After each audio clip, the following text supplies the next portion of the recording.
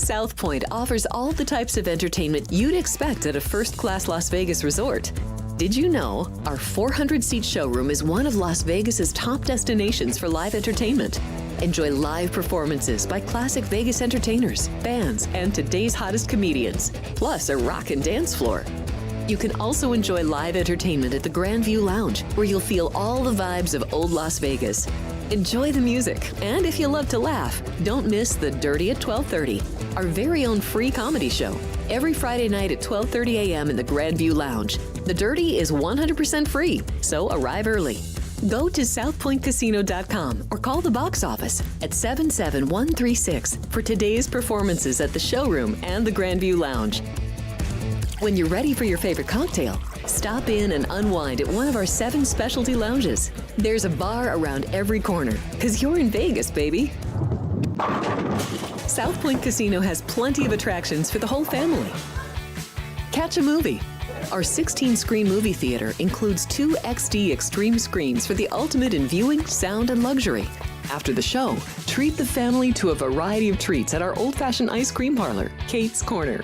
We scoop up a variety of creamy concoctions, including smoothies, hand-dipped cones, milkshakes, malts, sodas, and sundaes. At Kate's, there's something for everyone. And if you've still got time to spare, our bowling center might be right up your alley. Voted Best of Las Vegas, it's a great place for friends and family fun. 64 lanes, a pro shop, snack bar, and arcade. And while the kids are bowling, you can play slots and sip on a drink in the Alley Cat Lounge while overlooking the lanes. For our more serious and professional bowlers, the South Point is also home to a separate tournament bowling plaza. It's Sports by the Book at the South Point Studio. Here's Jeff Parles and Alex White. Good morning. Welcome in. It is Sports by the Book here at the South Point Studio. Jeff Parles, Alex White alongside. Neither of us got traded, at least yet. I don't know. Sean might be on the block. He might be. Might be on it. Absolutely stunned by this trade last night. Yeah. We'll get into that. The full day of there's college hoops. There's a lot more hockey than usual on a Sunday. Of course, this is our first. I understand the Pro Bowl games are going on, but let's be real. It's our first Sunday without actual football in months. But 1 week from today at the Superdome, the Chiefs and the Eagles will do battle. Well, that was a little flimsy there from the packet. The packet is up. It's ready to go. All the props available behind us here at the South Point. Get you ready for the big game. See, there we go. Look at that big. You can't mistake it. Can't mistake it. Giant prop book, all available throughout the week. When Vinny hops in later, we'll have some at least questions. But we're in a scenario here more than anything where we'll have a whole week worth of this on the show, 9 a.m. across the board next week here on the show. All right. Let's just start with what the seismic activity in the NBA last night. That I got a text message from a friend of mine last night at, let's see, what time was that? What time did that go through? That was about 9:20 last night. Was not paying attention, just getting ready to go to bed and all that fun jazz. And see the text, and I'm like, that can't be real. That's a Photoshop. That's not a real thing. And then go to social media, and yeah. Lo and behold, the trade that sends Luka Doncic to the Lakers, yes, a thing that probably would not even happen in your 2K sim. It's Doncic, Kleba, and Markieff Morris, who, by the way, that was news to me that Markieff Morris is still in the NBA, by the way, Alex. Go to L.A. for Anthony Davis, Max Christie, and only one draft pick, a 2029 unprotected first-round pick. And from a betting perspective, real quick, numbers on the Lakers didn't really shuffle here. Already a lot of liability here at the South Point, so not a lot of shuffle on the Laker end for this year.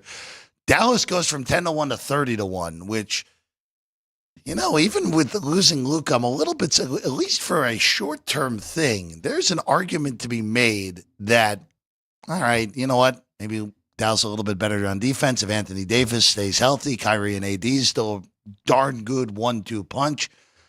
Long-term wise, this is one of the most perplexing moves I can ever remember. You traded a 25-year-old who's going to be going into his prime for one draft pick. Anthony Davis is a first ballot Hall of Famer for sure, but 30 years old, injury prone to begin with. Kevin Durant, who was 34 when he got traded, got 3 legitimate players, including a high-end all-star in Mikal Bridges, and 4 draft picks went from Phoenix to Brooklyn. The Nets, by the way, apparently might be actually reasonable at this. Traded Mikal Bridges for 4 first-round picks this offseason.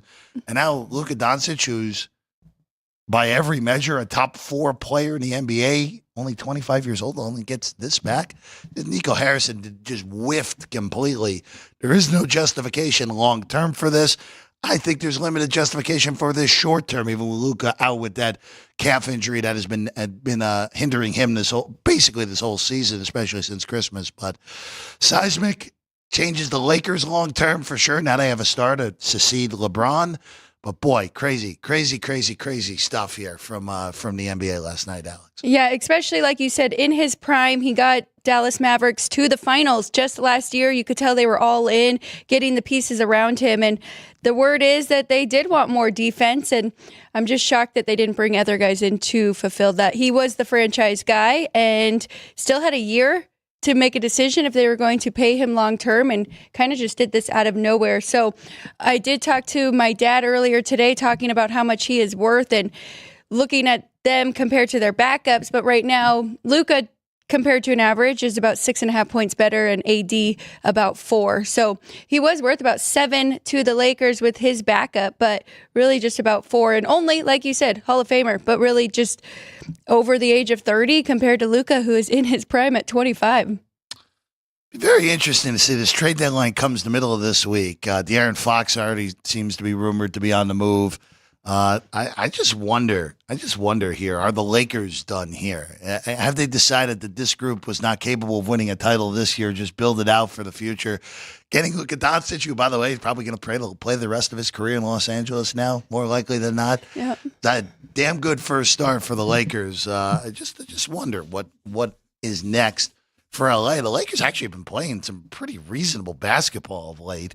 Won 8 out of 10, have gotten it all the way up to the 5 seed in the Western Conference. I don't think they're capable of winning a title, but boy, it's just stone cold stunner. And for the Dallas, I just want to go back to this real quick, where I understand there's been this harmony with Luka Doncic in that front office. You could see it last year. They made the finals last year, and it still didn't feel like everything was all right with them.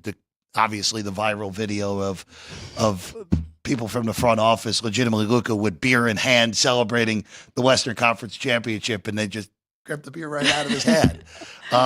The concern that Luka Doncic has conditioning issues. The concern, like, it doesn't matter. The dude fell right into your lap in the 2018 draft, where Sacramento had to take Marvin Bagley right in front of him, and again, got the right guy. Of course, I know that was Atlanta-Dallas flip. It's kind of also amazing. Trae Young lasted longer in Atlanta than Luka did in Dallas. That's a bet that a lot of people would have lost not too long ago.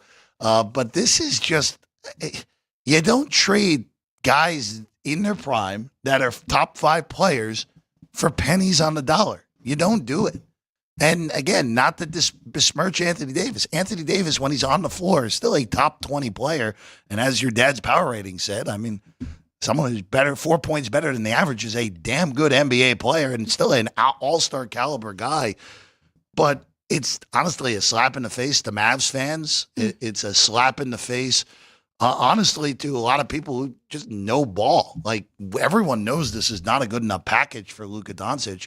And again, long term, this Laker futures for this year? Yeah, probably not. Laker futures moving forward? Oh, yeah, definitely. Yes. Because now the Lakers have had, obviously, an amazing run of having a top 5 player on their team for, I mean, other than that stretch where Kobe was at the end of his career and they just weren't good for about an 8-year period. They've had a top 5 player on their roster basically their entire existence for the most part. And now Luka carries the weight of that moving forward. Again, it's kind of interesting, though, that Dallas bumped all the way down to 30-1. Now, Dallas right now is in the 8th seed. Mm-hmm.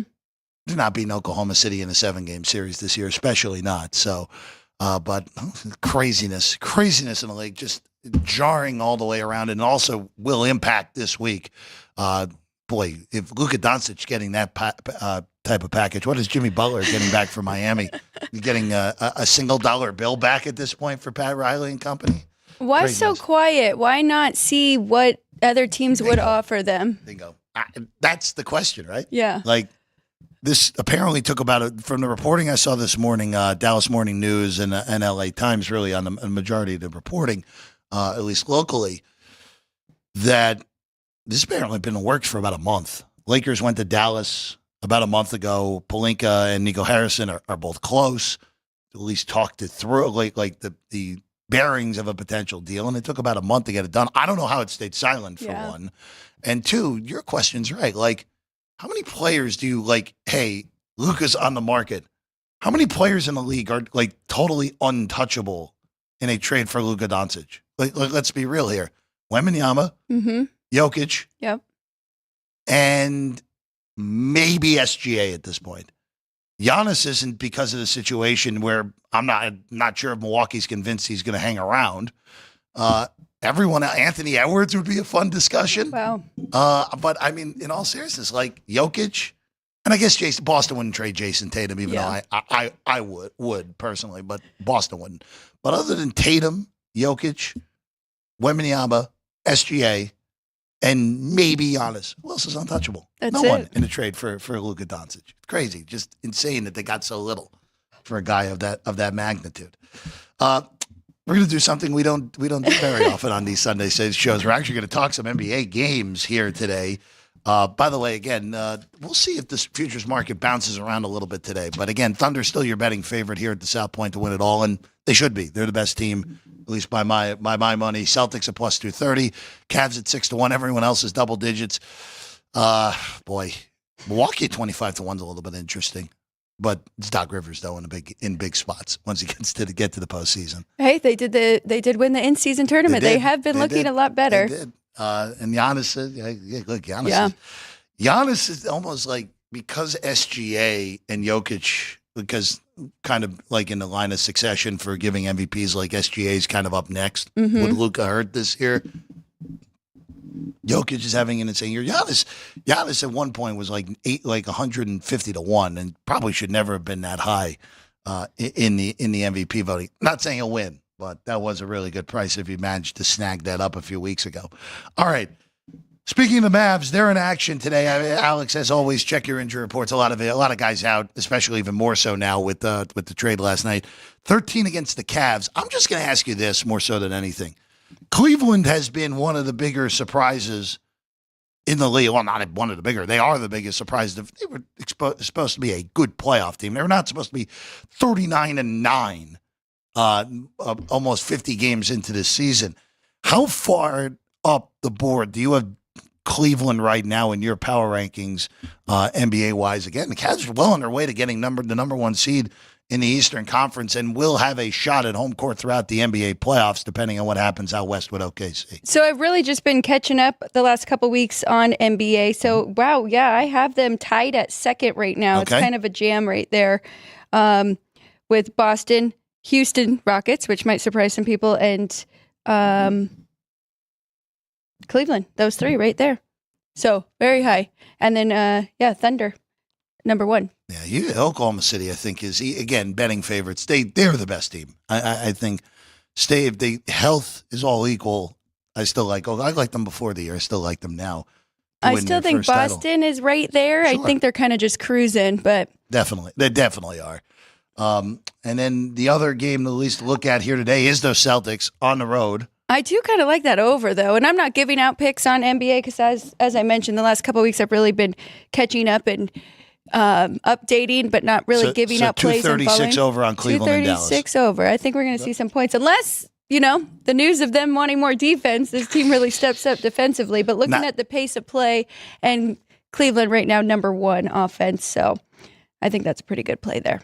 Then the the Celtics and the Sixers. Again, Sixers have had a nightmarish season, but still around thanks to the new format in the new-ish format. It's been around for multiple years now. They're only a game behind Chicago for the 10. Look, you get Joel Embiid healthy if he ever decides to actually play. You can get some crazy stuff potentially if they can get through a play-in scenario.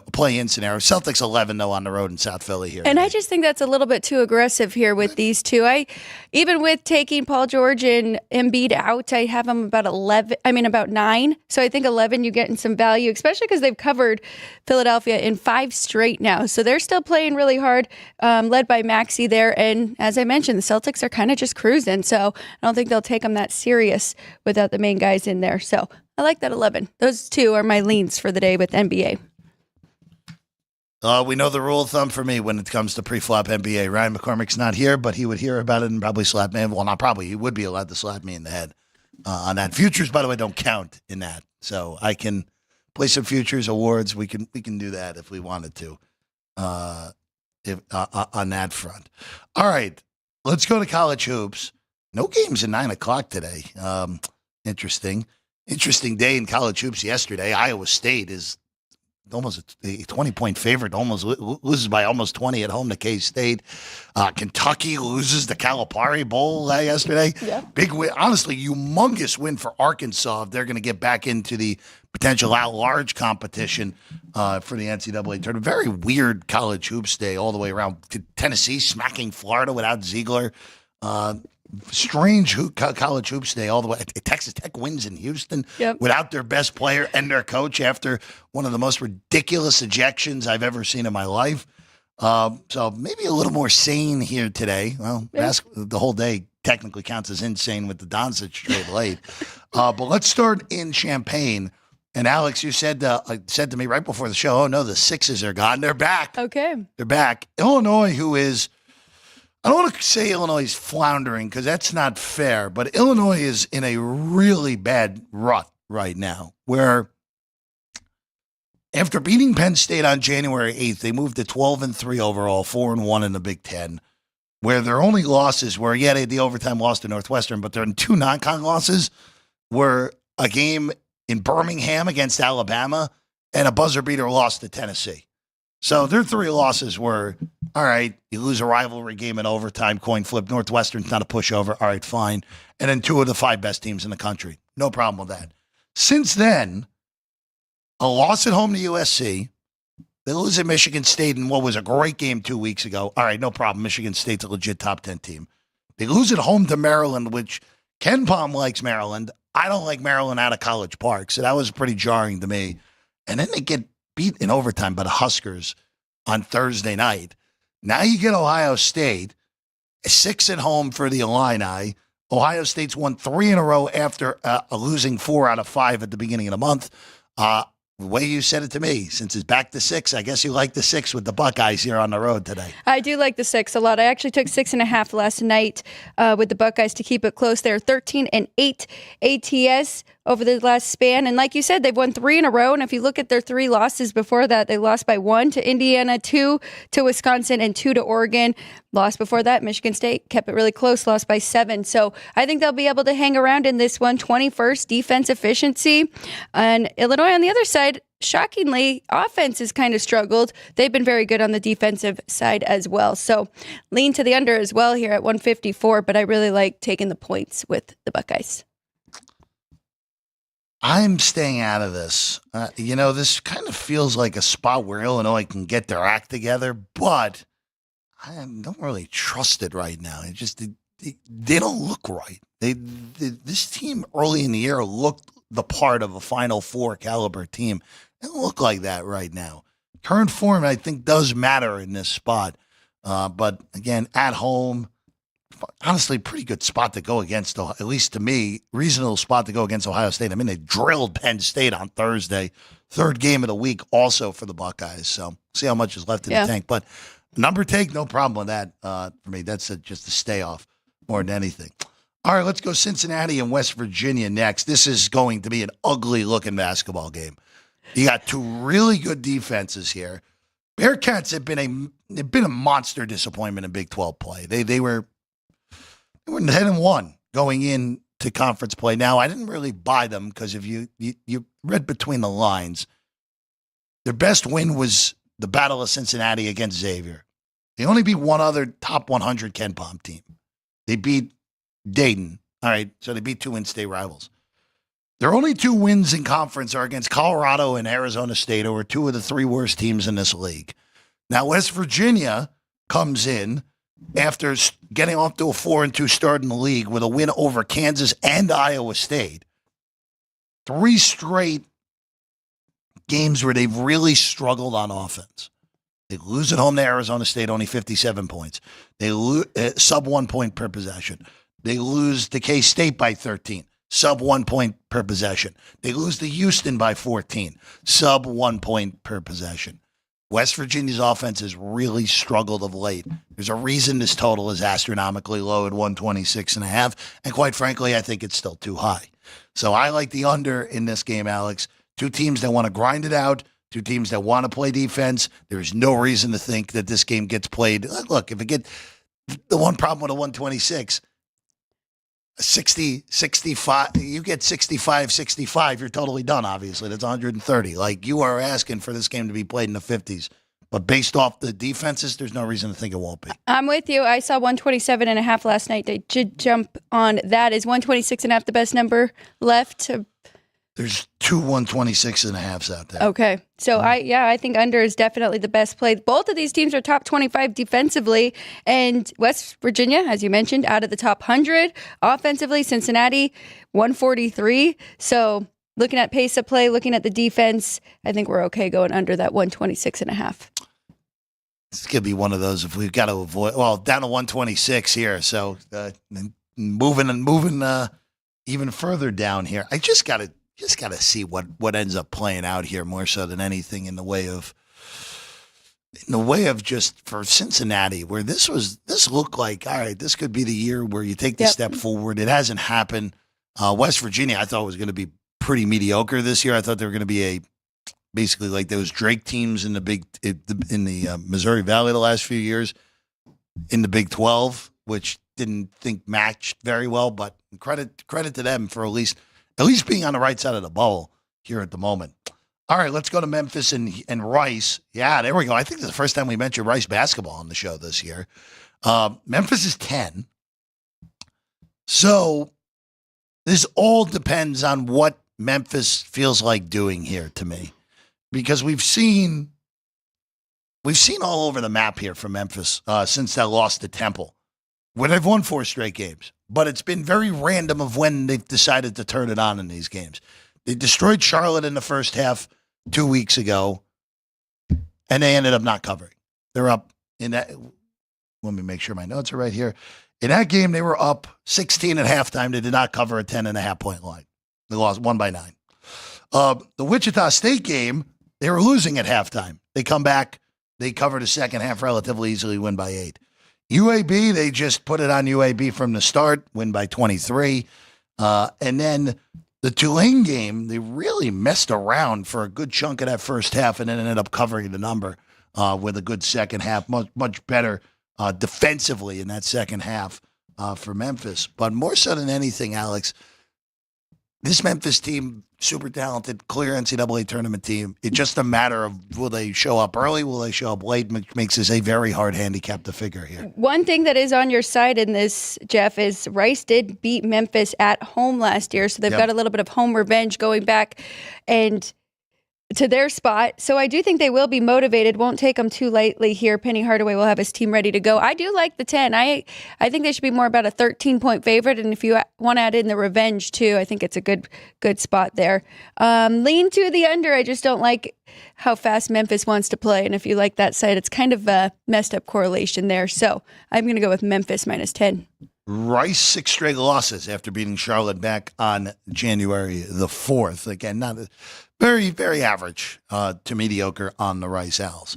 All right, I'm going to Cedar Rapids next.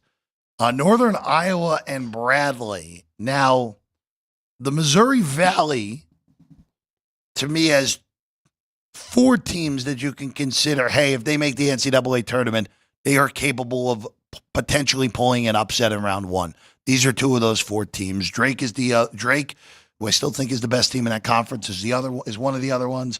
And then Belmont. Again, Belmont's defense is horrible, but again, the right matchup, they can score against pretty much anyone.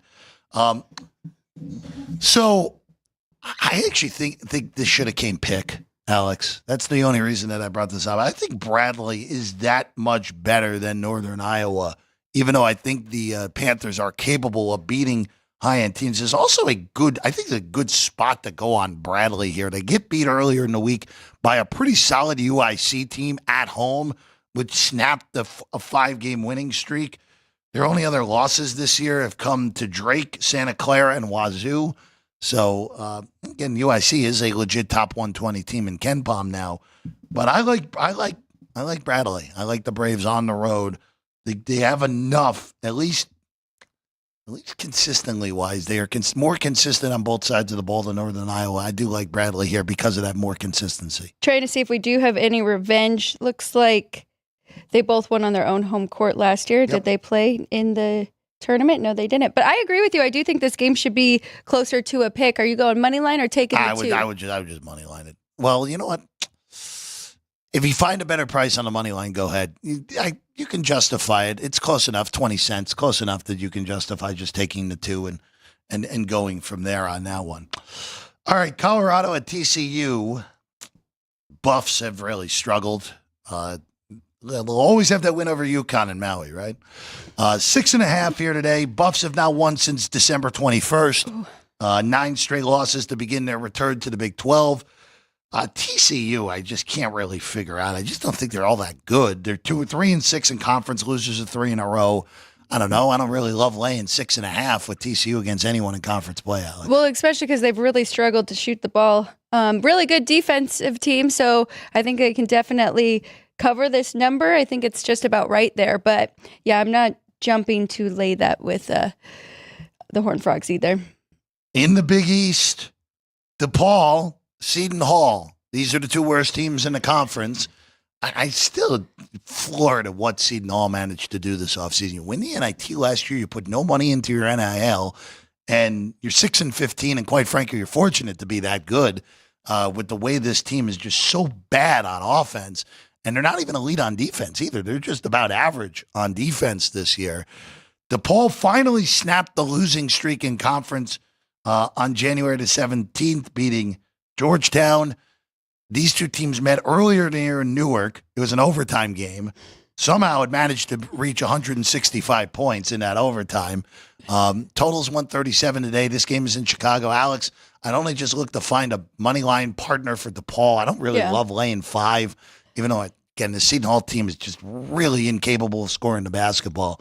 So I would only look to find a money line partner for DePaul here and maybe a 2-teamer. I think 5.5 is the correct number here for DePaul at home against the Seton Hall team. But I think the total is just right as well. I've got it 136.5. So can't really do anything on either side. It is just amazing to see Seton Hall getting 5 against DePaul. Look, it's been that bad for Seton Hall this year. Again, a team that probably should have made the NCAA tournament a year ago gets held out by the committee. They win the NIT, and it's like it never happened.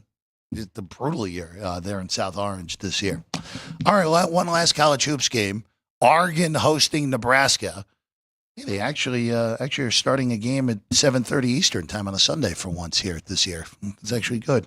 Huskers came on off a big win earlier in the week, really to just A, stabilize the ship, and B, at least keep themselves at least afloat for a potential at-large bid if things go right down the stretch. They were 2-1 in conference and then lost 6 straight before that overtime win over Illinois earlier in the week. Oregon, I don't know what to make of the Ducks at this point. They're KenPom numbers basically spit out bubble team. Mm-hmm. They're 38th overall, 37th on offense, 45 on defense. Their Big 10 play spits out pretty average, which is probably good enough in order to make the tournament this year in that conference. But I don't know how good this Duck team really is. With that said, do I want to take 7 with Nebraska coming off a huge win 2 days ago? Not particularly, especially with the travel that the Huskers have to do going out west here for this one. I think that is because of the situational spot. Stay away taking that 7, because when you look at Oregon, 8-3 straight up at home, but 3-8 against the spread. So I don't really want to lay that number either. I think 7 is the right number here for the Ducks. And my numbers say a little bit to the under, but it's kind of been bet that way. Bettors like it over, and I've gotten it to 147, so I don't want to jump in now when the opening number was 145 and it would have been no play. Plus, if you look at I mean, their possession time, Oregon wants to play fast. Nebraska's okay running with teams. So stay away from me on this game. I'm going to have to try and jump in with some in-game. Might not be a bad spot to do that. Honestly, could work both ways here. You Definitely could. Could end up with a big bloated number on Nebraska. Could end up with a cheaper price on the Ducks in this one here today. All right, we're going to take a quick break. When we get back, we'll go to the ice. Big card in hockey. And not usually this big of a card on a Sunday, but NHL delivering here on a day without any football. And see if Vinny's here. We'll see what else we can get to over the next few minutes right here. Sports by the Book here at the South Point Studio. Get ready to laugh with Punchlines with Frank Nicotero.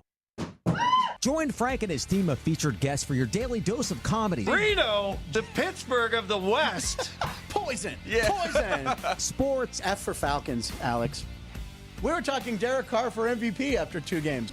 Okay, me. I was. And the funniest social media posts. People want to show off their food. Boom. Wiener on a guy's shoulder. It's the Dark Colts. We bleed blue. It's your one-stop spot for great laughs and a good time. Find us on YouTube at Punchlines FN and join the chat live weekdays at noon Pacific for the ultimate blend of jokes, sports, and viral fun.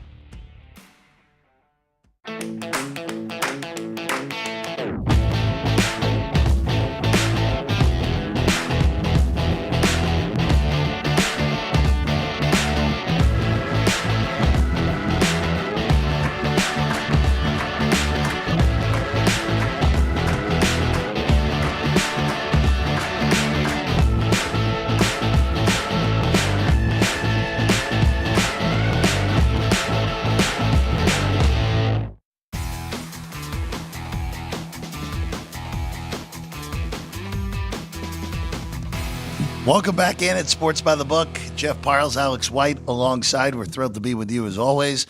All right, Alex, we go to the ice. We got a lot more games than expected here on a Sunday, and we're not complaining about that as we get this almost looks bubble hockey-ish a little bit. I do love this. There we go, right in the net with 1 second to go. Devils go to Buffalo. This is the first game up here today. Sabres at home, $1.15 underdog. This has been a bouncer here at the South Point.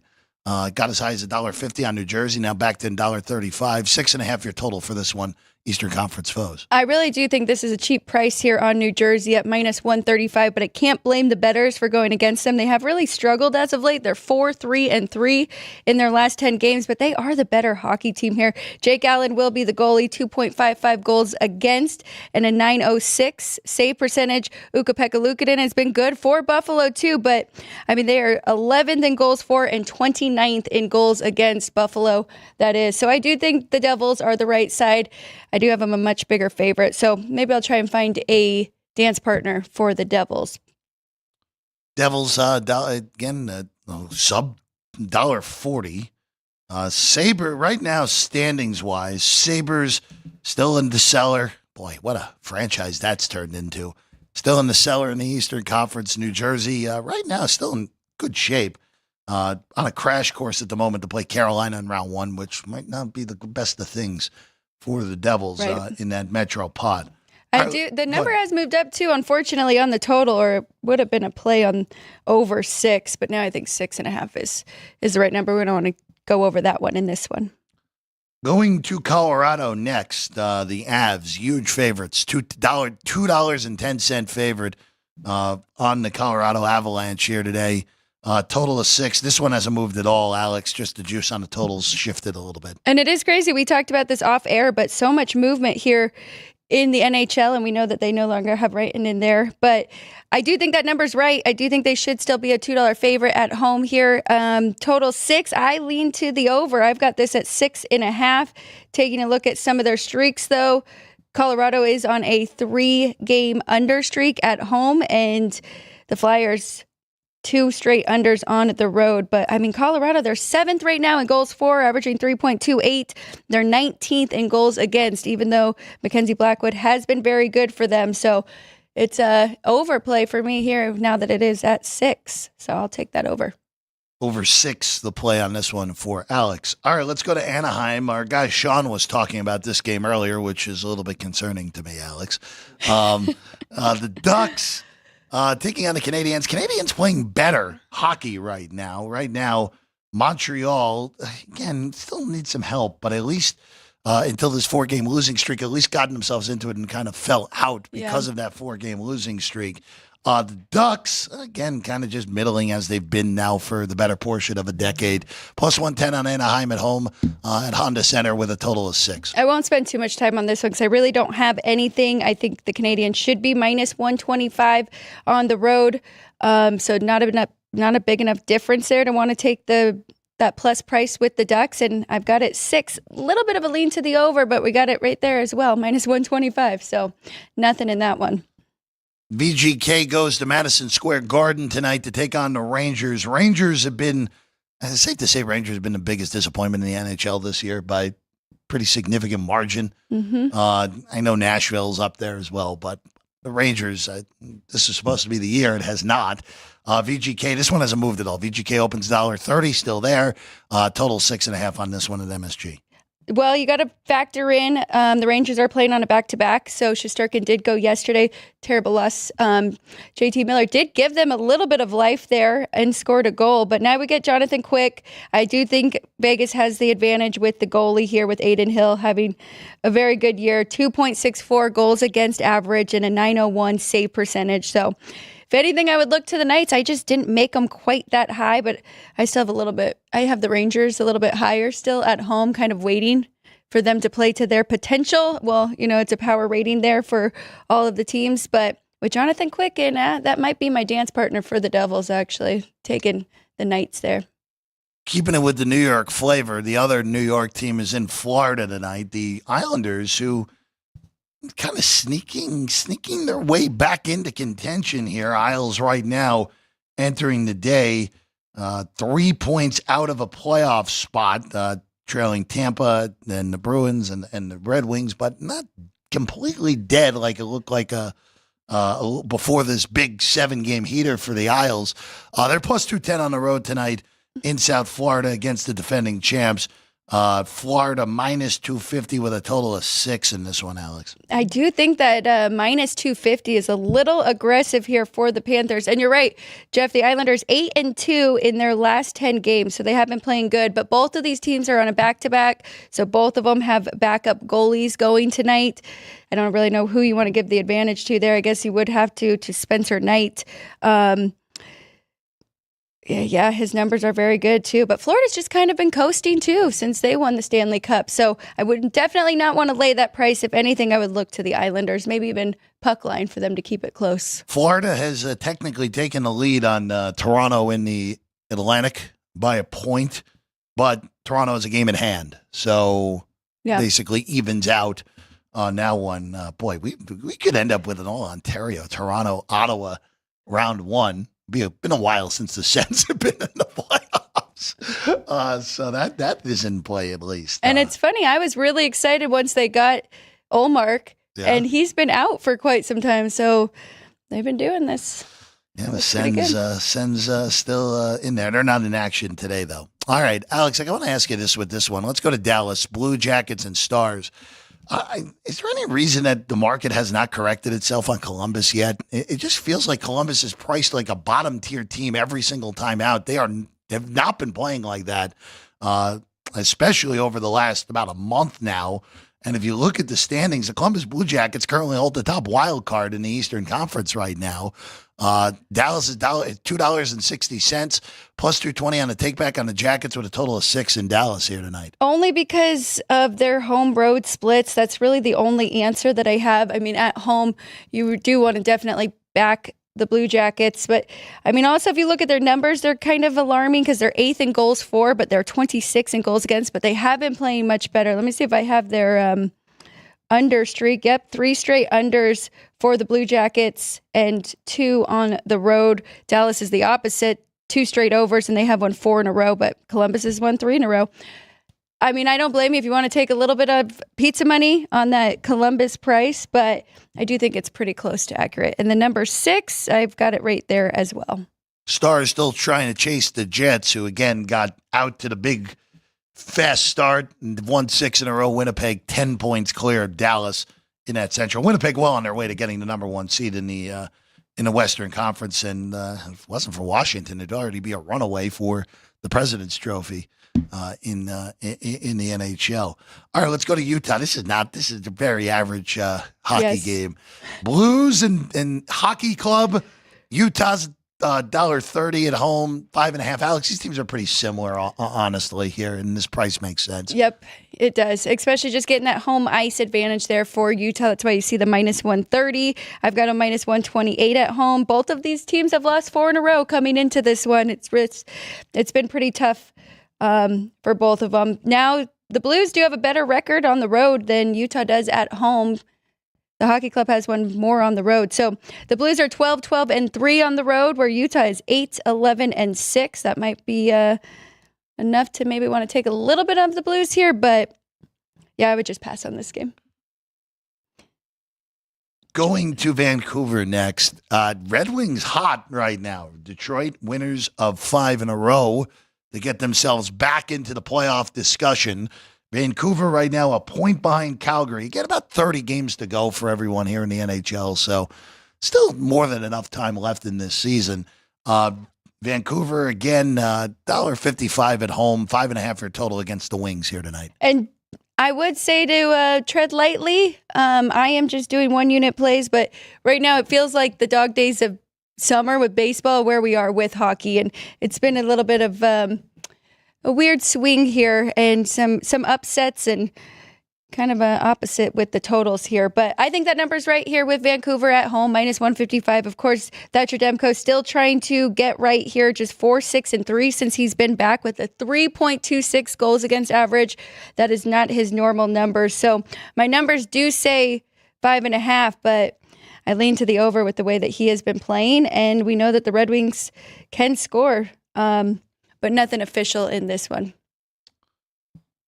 One last one here on the hockey slate. Kraken hosting Calgary. Again, Calgary right in the thick of the playoff race, a point ahead of Vancouver for the final wild card in the Western Conference. That would be an all Canada Bowl right now if it were Calgary actually Calgary, Vancouver, more likely than not heading to Winnipeg at the moment. $1.50 on Seattle, plus 130 on the take back on the Flames, total 5.5 up in the Pacific Northwest. I'm trying to see if I do. Okay, so both these teams, we've got Calgary have gone over in their last 2 road games, and then we have the Kraken who have gone over their last 2 home games and their last 2 in general. Because I like over 5.5 here, even though you do have to lay a price minus 125. See if you can get a better number than that. Maybe just a minus 120. But I do have this game 6. A little bit under there, though, so it's kind of pushing. And it's surprising to have a Flames total over, but a lean to over 5.5 for those two. It's a nice hockey card here today. Almost 10 games. Again, this is about 30 games left to go in the NHL season right now, so a lot of time to be had. Have you made any futures yet, by the way, Alex? Have you hopped in yet? I have one future on the Knights to win the West. Knights to win in the West. Okay, can't really complain about that. Hey, as we talked about, I don't remember. I think we talked about this yesterday, actually, over breakfast after the show. The Eagles have been in the Super Bowl now 3 times since the Knights have come into existence. Every time the Eagles have made the Super Bowl, the Knights have made the Stanley Cup final. When the Eagles won it, VGK lost to Washington. VGK, of course, won the Cup 2 years ago against Florida. So you might be going Chiefs and VGK. That's right. There, that's not bad at all. You could do that for the Cup. All right. Before we get out of here, we're cutting it short today. Let everyone get on with their Sundays here today. Alex, the prop booklet, as we know, fully out behind us. We're going to break it down all week on the show. We're here every day, 9 a.m. next week. Saturday, we're at 8:30. There will be a lot of college hoops on that day, but Super Bowl Sunday, we'll be here at 9 a.m. We'll be here at 9 a.m. Monday through Friday. We'll also be here at 3 o'clock on Friday as well. Might even be 2. Check the Twitter account at Sports by the Book. Be alert because that could be moving to 2 on Friday. Just be ready for that potentially.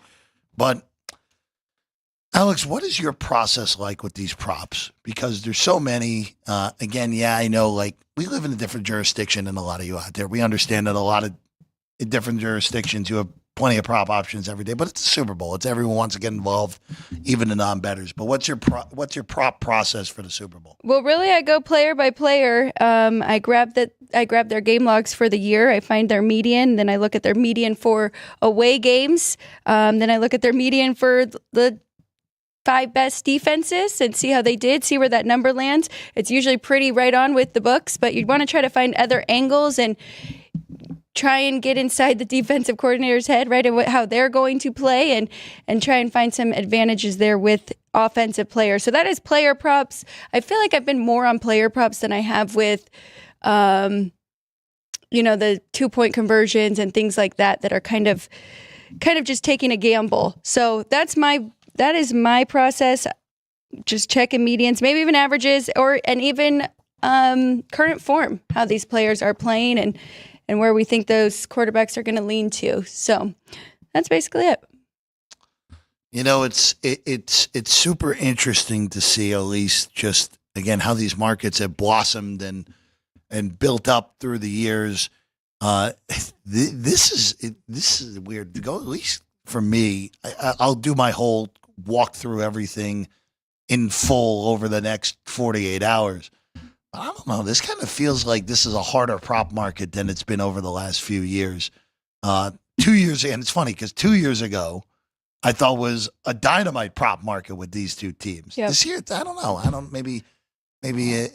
Maybe too close to the sun on it. I don't know. It just feels a little bit different this go around here, Alex. I'm not sure why. Well, and I mean, we did have a very good game 2 years ago, right? Oh, and we sure did. It was did. a very high scoring.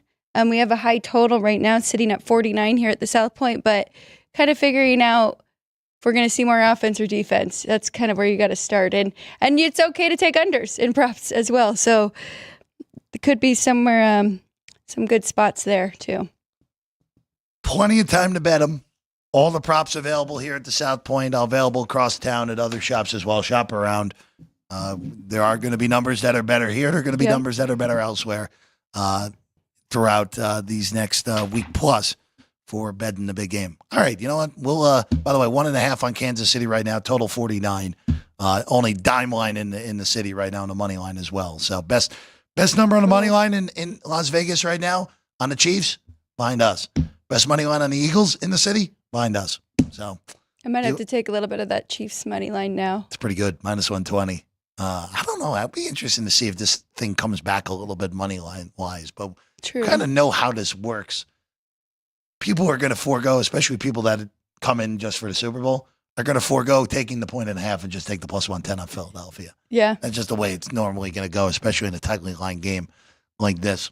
All right. Any MVP?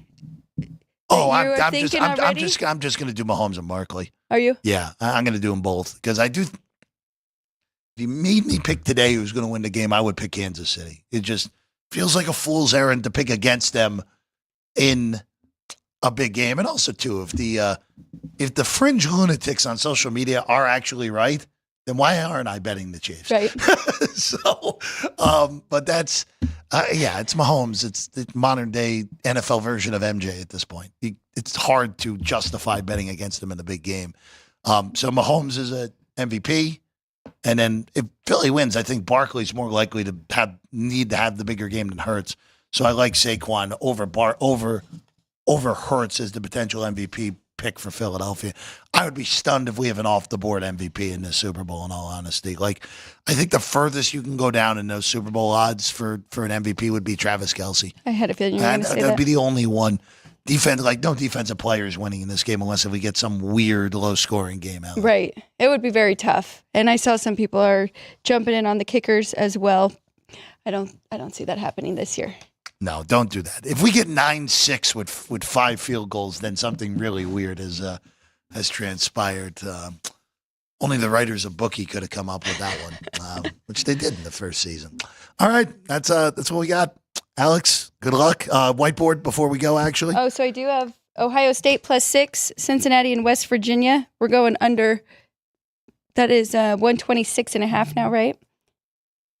Yes, 120. Yeah, there's still some 126 on that Cincinnati game. Yep. Okay, I do just want to get one over in this one, and that, oh gosh, That is the Flyers versus the Avs over 6. And then I've got 2 small pizza money for the Devils and VGK. So 3-3 yesterday. Started out hot. First 3 did win. And then it kind of fell off in college basketball. But Ohio State is 6.5 now. Thank you, Sean. We'll take that. We'll take the hook there. You got to get it quick. It's not going to be there for very long. So we'll give you the hook. You got 12 minutes to get that bet in with 6.5 right now, Alex. All right, Sean, Drew Dog, thank you as always. Everyone in the chat or watching us here today, thank you as always. Big week coming up. Big week. There's a football game. We'll be breaking down a week straight. 9 a.m. tomorrow, Alex and Kenny will be here. They'll be here Monday through Wednesday. Kenny will be here on Wednesday. Yep. We might be less than 2 weeks till we have a different desk in here. We might be looking different on Thursday morning. So be on the lookout for that. Good luck. Thank you. Get You those as home well. today. Well, might be a little calmer here for me today. It's hard after those 140 game days in college basketball. We'll see you again next time. Sports by the Book right here at the South Point Studio.